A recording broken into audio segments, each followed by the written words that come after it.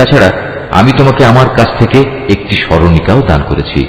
যে কেউই এ স্মরণিকা থেকে মুখ ফিরিয়ে নেবে সে কিয়ামতের দিন নিজ কাঁধে গুনাহের এক ভারী বোঝা বইবে।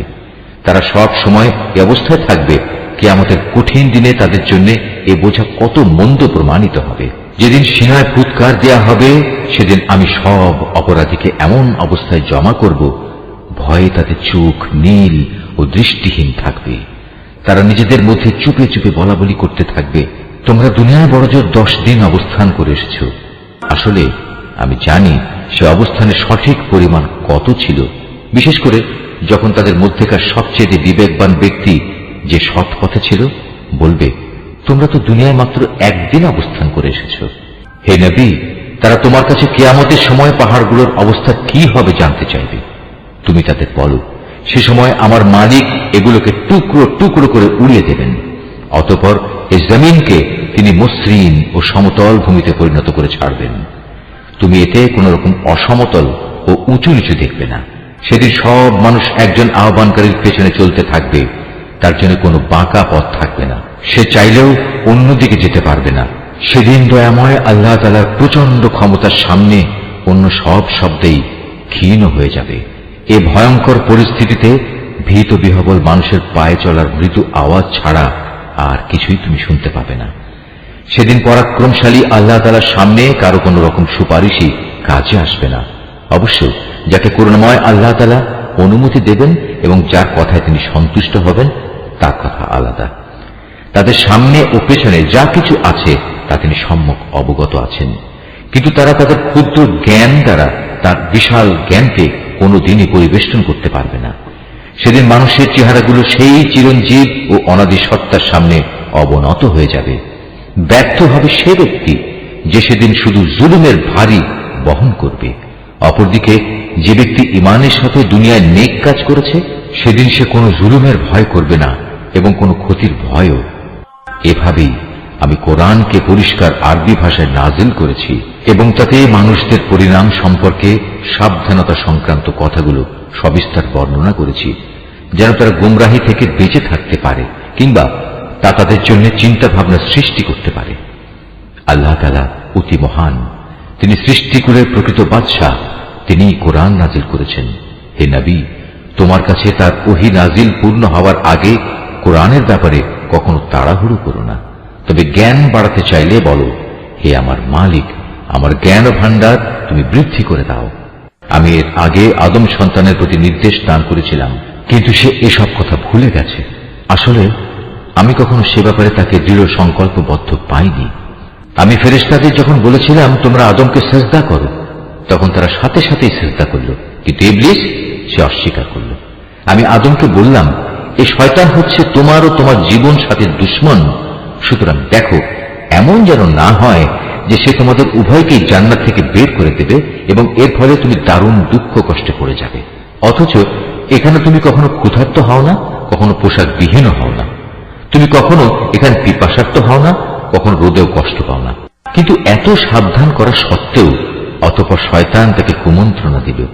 সে তাকে বলল, হে আদম, আমি কি তোমাকে অনন্ত জীবন দায়নি একটি গাছের কথা বলবো যার ফল খেলে তুমি এখানে চিরজীবন থাকতে পারবে, এবং বলবো এমন রাজত্বের কথা যার কখনো পতন হবে না। অতঃপর তারা উভয় ওই নিষিদ্ধ গাছের ফল খেল। সাথে সাথেই তাদের শরীরের লজ্জাস্থানসমূহ তাদের সামনে প্রকাশ হয়ে পড়ল এবং তারা লজ্জায় তাড়াতাড়ি করে জান্নাতের বিভিন্ন গাছের পাতা দ্বারা নিজেদের লজ্জাস্থান ঢাকতে শুরু করল। এভাবেই আদম তার মালিকের নাফরমানি করল এবং এ কারণে সে সাময়িকভাবে পথভ্রষ্ট হয়ে গেল। কিন্তু তার ক্ষমা প্রার্থনার পর তার মালিক তাকে তার বংশধরদের পথ প্রদর্শনের জন্য বাছাই করে নিলেন, তার উপর ক্ষমা পরবশ হলেন এবং তাকে সঠিক পথ নির্দেশ দিলেন। তিনি বললেন, শয়তান ও তোমরা এখন উভয় দলই এখান থেকে নেমে পড়ো। মনে রাখবে, তোমরা কিন্তু একজন আর একজনের জঘন্য দুশমন। অতঃপর তোমাদের জীবন পরিচালনার জন্য যদি আমার কোনো হেদায়েত পথ নির্দেশ আসে, অতঃপর যে আমার হেদায়েত অনুসরণ করবে সে না কখনো দুনিয়ায় বিপদগামী হবে, না আখিরাতে সে কোনো কষ্ট পাবে।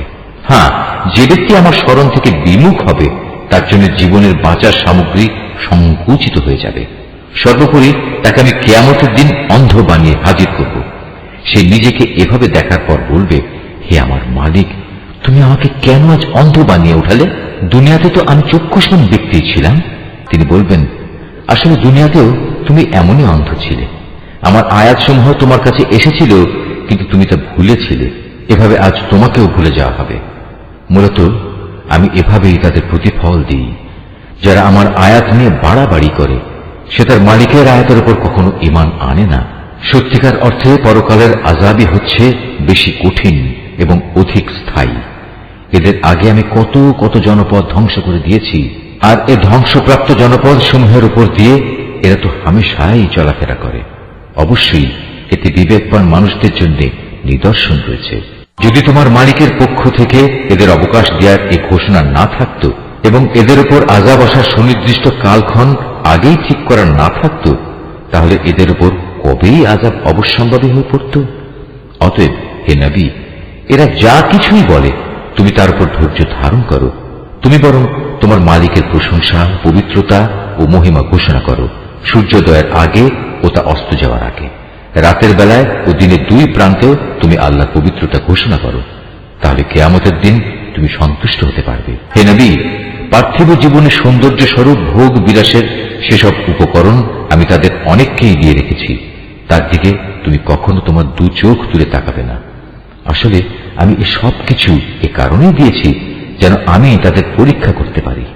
মূলত তোমার মালিকের রিজিকই হচ্ছে উৎকৃষ্ট ও অধিক স্থায়ী। হে নবী, তোমার পরিবার পরিজনকে নামাজের আদেশ দাও এবং নিজেও তার উপর অবিচল থেকো। আমি তো তোমার কাছে কোন রকম রিজিক জীবন উপকরণ চাই না। রিজিক তো তোমাকে আমিই দান করি। আল্লাহ তাআলাকে ভয় করার জন্যই রয়েছে উত্তম পরিণাম। এর পরেও মূর্খ লোকেরা বলে, এ ব্যক্তি তার মালিকের কাছ থেকে আমাদের কাছে কোনো নিদর্শন নিয়ে আসে না কেন? তুমি কি মনে করো তাদের কাছে সেসব দলিল প্রমাণ নেই যা আগের কিতাবসমূহে মজুদ রয়েছে? আমি যদি এর আগেই তাদের কোনো আযাব দিয়ে ধ্বংস করে দিতাম, তাহলে অবশ্যই এরা বলতো, হে আমাদের মালিক, তুমি আযাব পাঠাবার আগে আমাদের কাছে একজন রসুল পাঠালে না কেন?